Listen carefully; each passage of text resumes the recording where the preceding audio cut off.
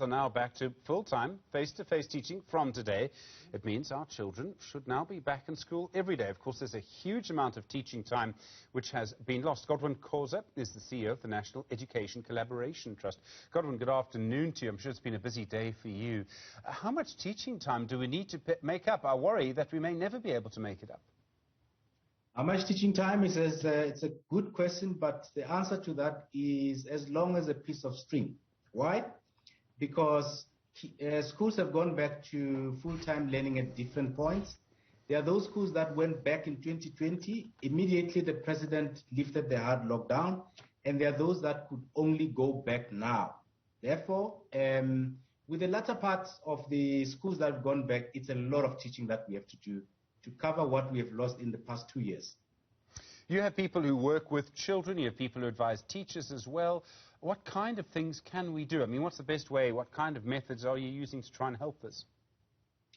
First it's a principle, Stephen. It will apply in any organization. Now that we're allowed to go back to full operation, those organizations, schools and circuits and districts must take full advantage of the time and optimally utilize the time that is available.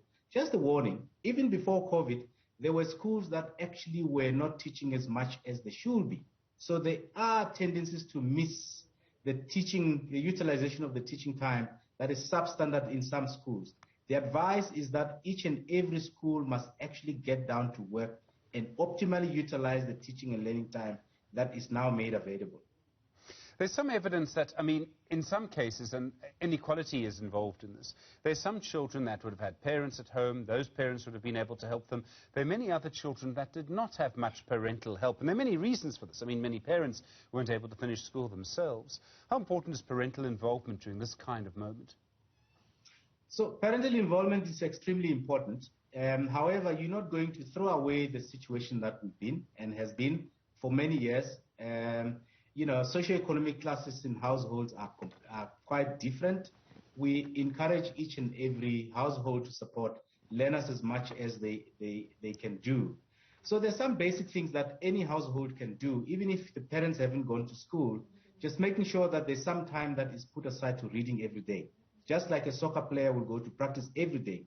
These things, mathematics has to be practiced every day, reading has to be practiced every day, kids have to write homework, and that's how they do better.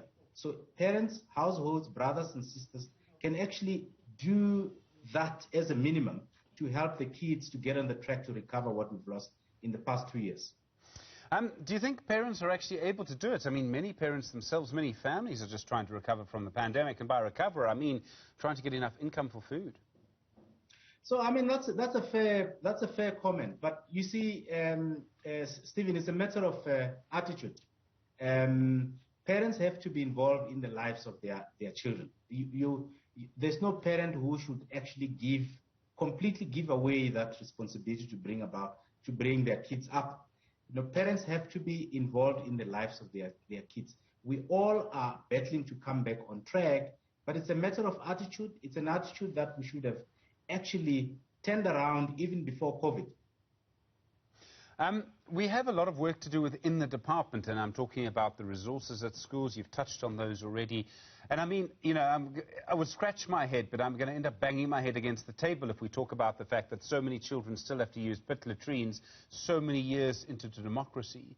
I mean, is it just money? Is there bad management? Do we need to work together more as a society to fix problems like that? I mean, to allow children dignity and hopefully better educational results as well? So how many kids still use pit latrines? I think it's a good measure of how far we've gone and where we should go. But those numbers are gradually coming down. I mean, I've been involved in that business of late, and I've learned to appreciate, you know, the dynamics that are in play in actually planning and getting a toilet done as simply as it is, which has many factors and many cogs in play, including what sort of local technical capabilities you have in a corner of Eastern Cape, how far the material is, and so on.